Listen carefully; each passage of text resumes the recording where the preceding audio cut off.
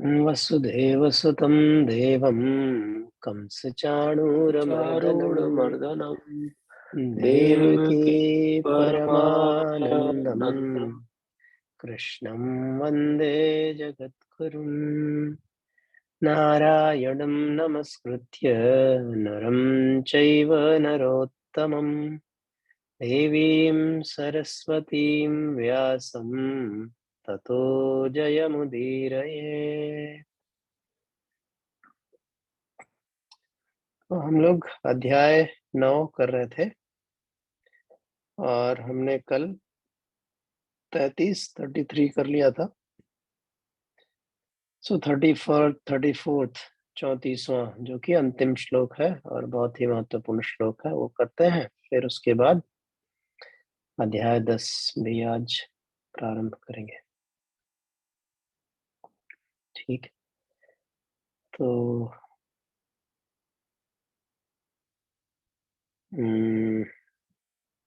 कौन करेंगे? किसने किया था कल? प्रकाश, आप करेंगे? जी भैया। मन्मना भव मद्भक्तः मन्मना भव मद्भक्तः मन्मना भव मद्भक्तः मन्मना भव मद्भक्तः मद्याजी मां नमस्कुरु मद्याजी मां नमस्कुरु मद्याजी मां नमस्कुरु मद्याजी मां नमस्कुरु मामे वैश्यसि युक्त्वैवम् मामे वैस्यसि युक्त्वैवम् मामे वैस्यसि युक्त्वैवम् मामे वैस्यसि युक्त्वैवम् आत्मानं मत्परायणः आत्मानं मत्परायणः आत्मानं मत्परायणः आत्मानं मत्परायणः मन्मना भव मद्भक्तः मद्याजी मां नमस्कुरु मन्मना भव मद्भक्तः मद्याजी मां नमस्कुरु मन्मना भव मद्भक्तः मद्याजी मां नमस्कुरु मन्मना भव मद्भक्तः मद्याजी मां नमस्कुरु मामे वैश्यसि युक्त्वैवम् आत्मानं मत्परायणः मामे वैस्यसि युक्त्वैवम् आत्मानं मत्परायणः मामे वैस्यसि युक्त्वैवम् आत्मानं मत्परायणः मामे वैस्यसि युक्त्वैवम् आत्मानं मत्परायणः मन्मना भव मद्भक्तः मद्याजी मां नमस्कुरु मामे वैश्यसि युक्त्वैवम् आत्मानं मत्परायणः मन्मना भव मद्भक्तः मद्याजी मां नमस्कुरु मामे वैस्यसि युक्त्वैवम् आत्मानं मत्परायणः मन्मना भव मद्भक्तः मद्याजी मां नमस्कुरु मामे वैस्यसि युक्त्वैवम् आत्मानं मत्परायणः मन्मना भव मद्भक्तः मद्याजीमां नमस्कुरु मामे वैस्यसि युक्त्वैवम् आत्मानं मत्परायणः।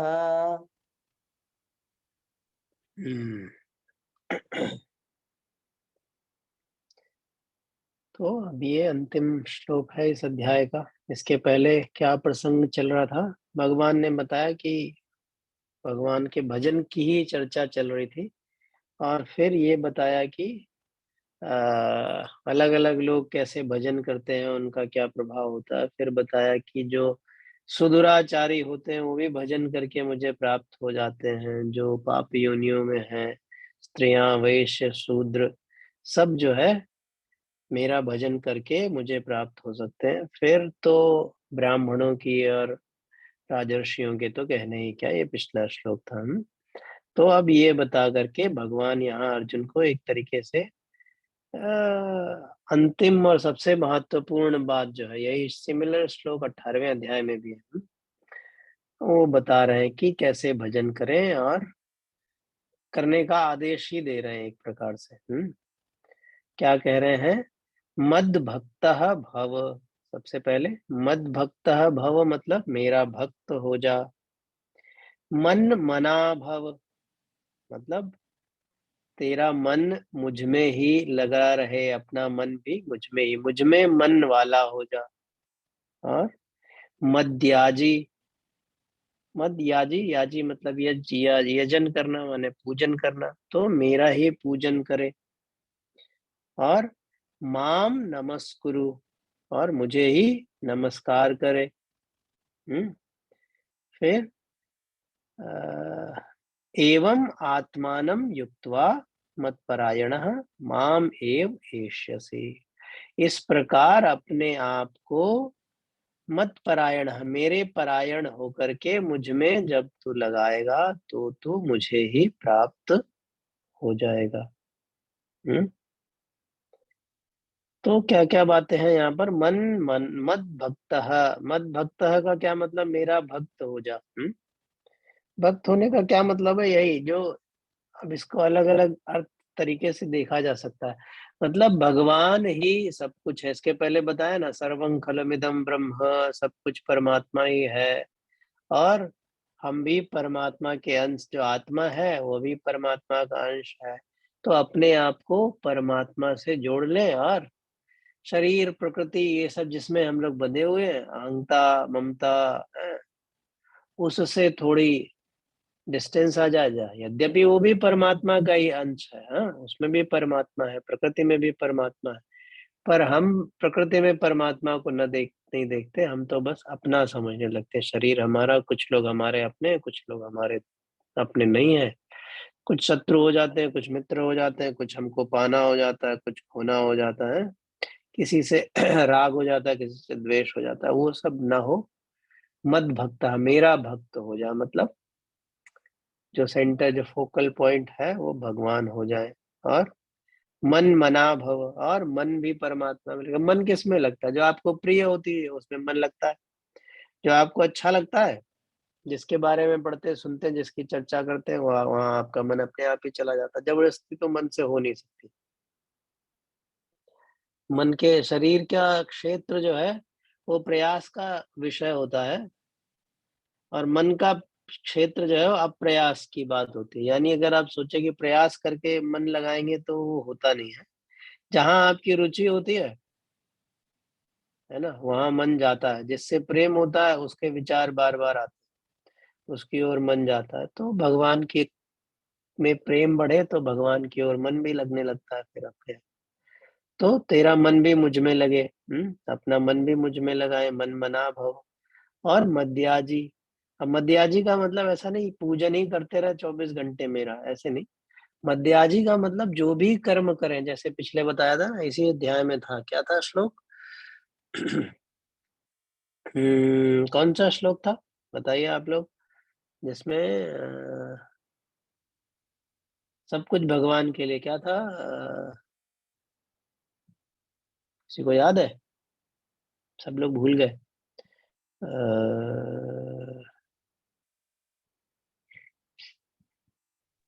अहम क्रतुर्हम यज्ञम हम नहीं नहीं नहीं नहीं नहीं, जहाँ पे कर्म कर्म की यत् बात है, करोषि जो भी यत् कर, हाँ यत यत् करोषि, करोषि यत करोषि, क्या कहा था? यत करोषि यद स्नासि यद जुहोषि ददासि यत यत तपस्यसि कौन्तेय तत् कुरुष्व मदर्पणम। ये असल में मध्याजी है। यहाँ पे जो एक शब्द कह दिया मध्याजी, मध्याजी का मतलब ये पूरा श्लोक है कि जो कुछ भी करो, यत करोषि। अब करोषि में फिर वहां पे उदाहरण भी दिए थे, यहाँ पे मध्याजी कह दिया उसी को, क्या? यदश्नासी, जो कुछ खाते हो, यद यद करोषि, यद यज्जुहोषि, जो यजन पूजन करते हो, हाँ? ददासी, यद जो दान पुण्य करते हो, हाँ? यद जो तपस्या करते हो। तपस्या क्या है? तपस्या मतलब वो एक पैर पे खड़े होना नहीं, तपस्या भी अपने आप में, तप शब्द का अर्थ भी बड़ा विकृत सा हो गया है। तप माने क्या है? जो अनुकूल, जो प्रतिकूल परिस्थितियां हो उसमें भी हंसते हुए गुजर जाना, उनको भी भगवान का प्रसाद मान करके उनसे पार हो जाना, वो तपस्या है ना? तपस्या माने क्या? बहुत गर्मी है, बहुत सर्दी है, या परिस्थितियां अनुकूल है, या कुछ अप्रिय घटना घट गई परिवार में, घर में, या आपके प्रति ही कुछ हो गया, अस्वास्थ्य आ गया, कुछ भी हो गया, तो उसको भी भगवान का प्रसाद समझ के, उसके जो भी परिस्थितियां हैं उसके साथ उचित कर्तव्य, उचित कर्म तो करने, लेकिन उसमें ब्रूडिंग मतलब उसमें दुख और चिंता में न डूब जाना, ये यही तपस्या है, यही असली तपस्या है। वो नहीं कि एक पैर से खड़े हैं या नाखून बढ़ाए चले जा रहे हैं, वो नहीं। तो हाँ, यहाँ पे क्या है? यहाँ पे तो मध्याजी का है, तो ये सारा इसी में आ गया। मतलब जो भी कर्म करे, जैसी भी परिस्थितियां हो, उसमें भगवान को अर्पित करके, भगवान का ही प्रसाद स्वरूप समझ के करें, तो वो मध्याजी हो जाता। माम नमस्कुरु, और मुझे प्रणाम करें। जैसे मतलब भगवान ही की सत्ता सब जगह है, जो कुछ भी मिले या जो कुछ भी न मिले, जय गुरुदेव, जय श्री कृष्ण, जय श्री राम करके उसको स्वीकार कर लेना, ये माम नमस्कुरु है। और इस प्रकार से जब तू ये करेगा, जब मत भक्ता हो जाएगा, मेरा तेरा मन मुझ में लगेगा, मुझे नमस्कार करेगा, सब कर्म मुझको अर्पित कर देगा, तो फिर मेरे में ही युक्तित हो गया और मेरे ही परायण होकर के फिर तो कोई बात ही नहीं, पर तो निस्संदेह रूप से तू मुझे प्राप्त हो जाएगा या मैं तुझे प्राप्त हो जाऊंगा। तो ये इस श्लोक का सार है। अब 10वें अध्याय में चलते हैं हम लोग, एक दो श्लोक तो कर लेते हैं आज। 10वां अध्याय जो है अपना, वो बहुत ही विशेष है, वो शुरू करते हैं। कौन करेंगे अगला? प्रांजल, आप करेंगे?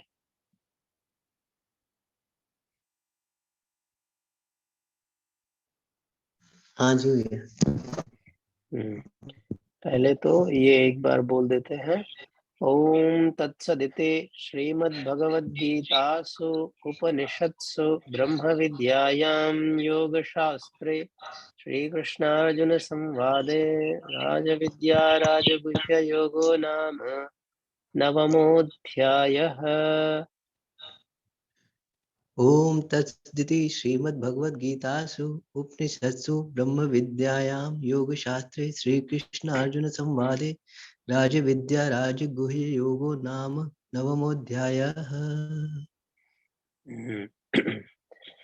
अथ दशमोऽध्यायः।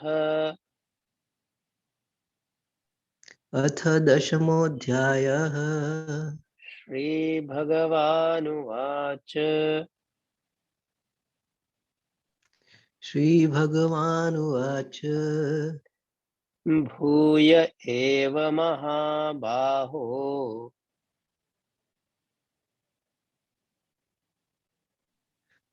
भूय एव महाबाहो भूय एव महाबाहो भूय एव महाबाहो शृणु मे परमं वचः शृणु मे परमं वचः शृणु मे परमं वचः शृणु मे परमं वचः यत्ते हम प्रीयमाणाय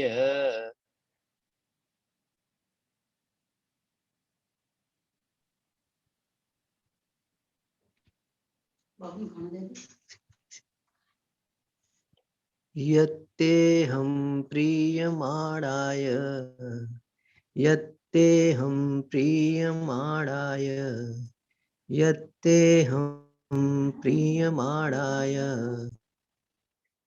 वक्ष्यामि हितकाम्यया वक्ष्यामि हितकाम्यया वक्ष्यामि हितकाम्यया वक्ष्यामि हितकाम्यया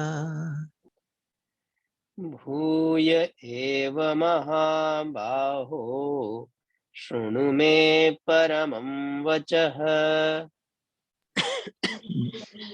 भूय एव महाबाहो शृणु मे परमं वचः भूय एव महाबाहो शृणु मे परमं वचः भूय एव महाबाहो शृणु मे परमं वचः यत्ते हम प्रीयमाणाय वक्ष्यामि हितकाम्यया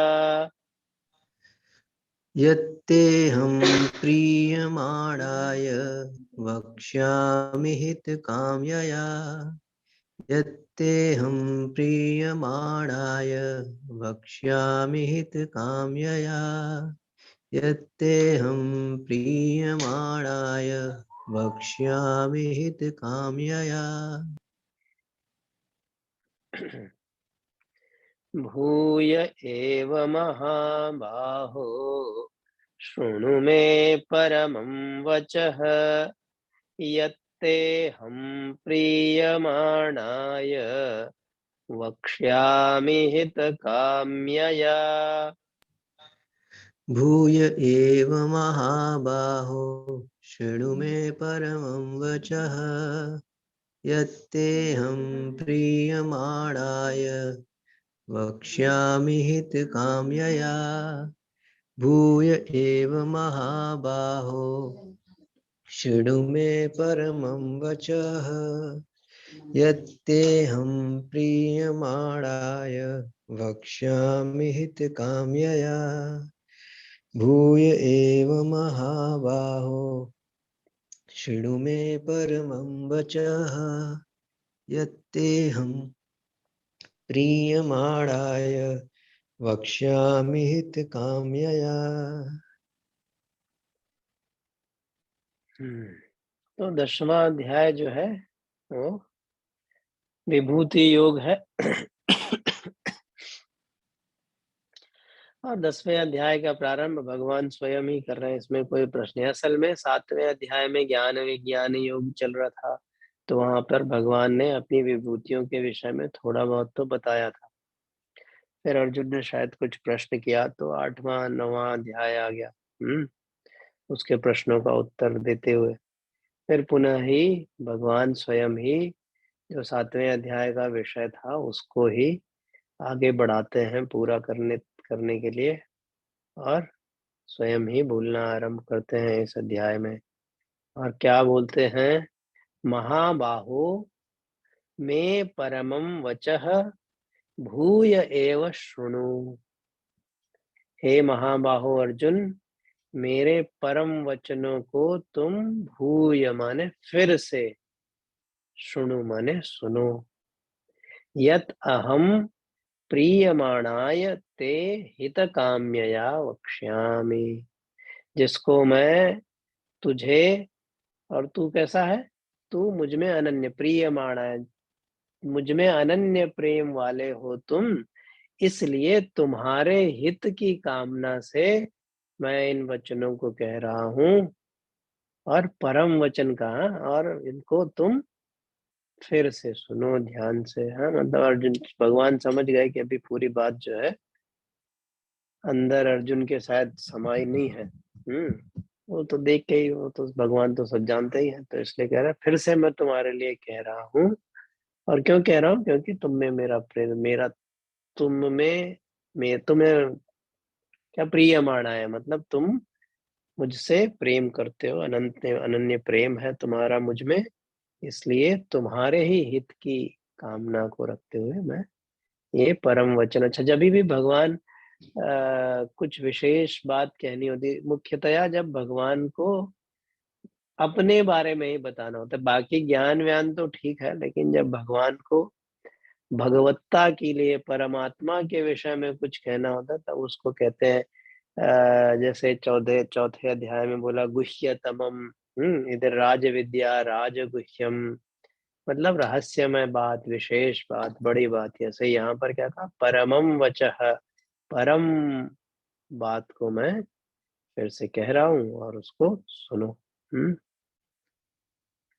एक और करते हैं फिर आगे। कौन? पुष्परंज जी, आप करेंगे?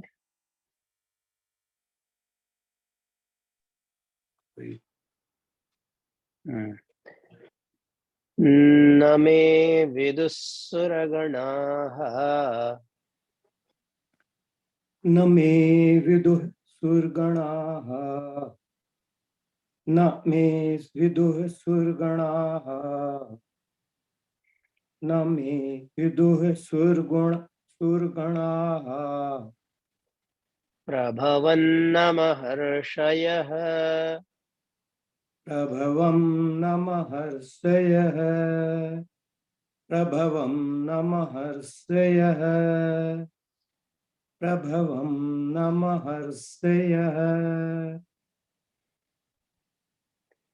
अहमादिर्हि देवानाम् अहमादिर्हि देवानाम् अहमादिर्हि देवानाम् अहमादिर्हि देवानाम् महर्षीणां च सर्वशः महर्षीणां च सर्वशः महर्षीणां च सर्वशः महर्षीणां च सर्वशः न मे विदुस्सुरगणाः प्रभवन्न महर्षयः न मे विदुः सुरगणाः प्रभवं न महर्षयः न मे विदुः सुरगणाः प्रभवं न महर्षयः न मे विदुः सुरगणाः प्रभवं न महर्षयः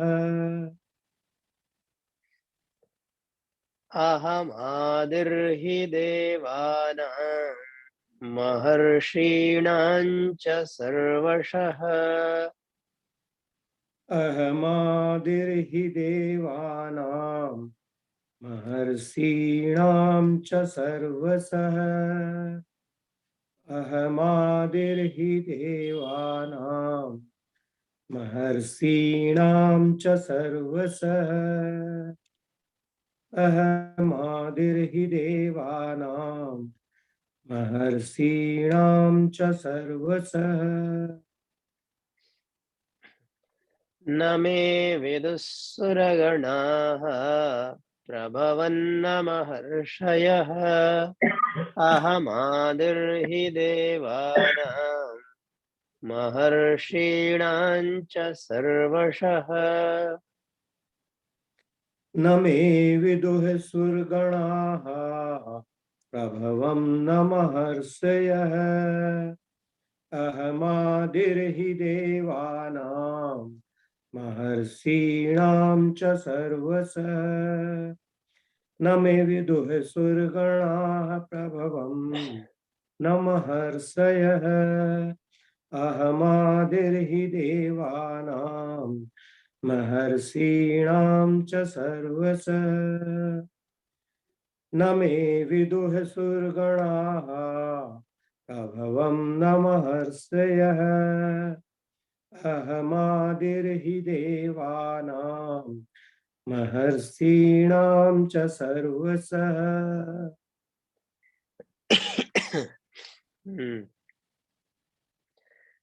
तो परम ज्ञान बताने के लिए भगवान ने प्रतिज्ञा की पिछले श्लोक में। अब यहाँ उसी परम ज्ञान के विषय में बताना आरंभ कर रहे हैं। उसी की विशेषता क्या कह रहे हैं? मैं प्रभवम न सुरगणाः विदुः न महर्षयः हि अहम सर्वशः देवानां च महर्षीणां च आदिः। क्या मतलब हुआ? मतलब मेरे प्रभव को मतलब भगवान के प्रभाव माने उत्पत्ति कह सकते हैं। तो उत्पत्ति तो भगवान की क्या ही होगी, वो अनादि है। लेकिन भगवान अवतार तो लेते हैं। भगवान अवतार लेते हैं और समय समय पर अनेक तरीके के अवतार होते हैं। तो दशावतार तो हम जानते ही हैं, और भी अवतार होते हैं, अंशावतार होते हैं, बहुत अवतार होते हैं। तो उनको उसको भगवान का प्रभाव प्रकट होना कह सकते हैं, या फिर ये भी भगवान का प्रकट होना ये भी हो सकता है कि सब जगह सब काल में हर चीज में भगवान प्रकट हो ही रहे हैं, हुए ही हुए हैं। तो उस भी रहस्य को सुरगणा देवता लोग नहीं जानते हैं और महर्षि लोग भी नहीं जानते हैं। अच्छा, देवता लोग नहीं जानते हैं। देवता कहने का क्या मतलब? जो देवता माने जो उच्चतम अवस्था को प्राप्त हो गए लोग, है ना भाई। देवता तो यानी बहुत इंद्र देव या आदि ये सब देवता आदि जो है बहुत उच्चस्थ स्थितियों को प्राप्त है। तो जो उच्चतम स्थितियों को प्राप्त लोग हैं, और महर्षि कहने का क्या मतलब? जो ज्ञान की उच्चतम स्थितियों को प्राप्त है वो महर्षि है। जिन्होंने वेदों की ऋचाओं की रचना करी, जिन्होंने और बहुत सारी सिद्धियां शक्तियों को प्रकट किया, बहुत कुछ प्राप्त कर लिया है। तो जो ज्ञान की उच्चतम अवस्था को प्राप्त है वो महर्षि है। तो यहाँ पे देवताओं और महर्षियों को कहने का मतलब जिन्होंने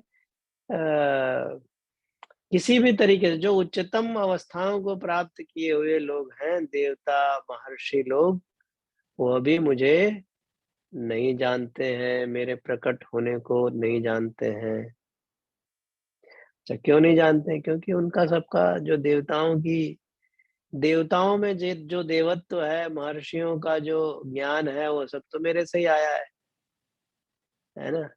उन सबको मैंने ही पैदा किया। वो जब मेरे से ही उत्पन्न हुए तो वो मेरे न तो। अब वही है कि जो छोटा सर्कल है, छोटा बबल, और जो एकदम अनंत ब्रह्मांड है उसके बारे में कैसे जानेगा?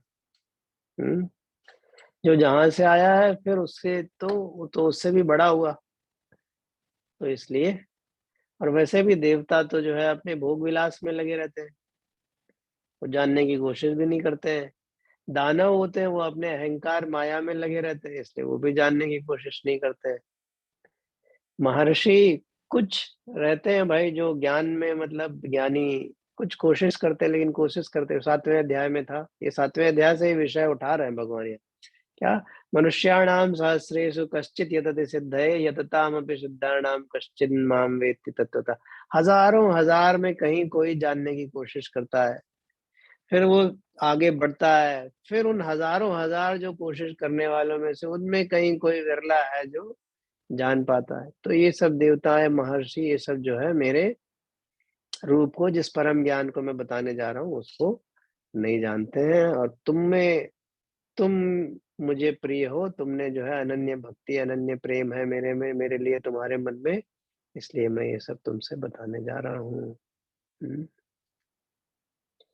वसुदेव सुतं देवं कंसचाणूरमर्दनं देवकी परमानंदम कृष्णं वंदे जगद्गुरुम्।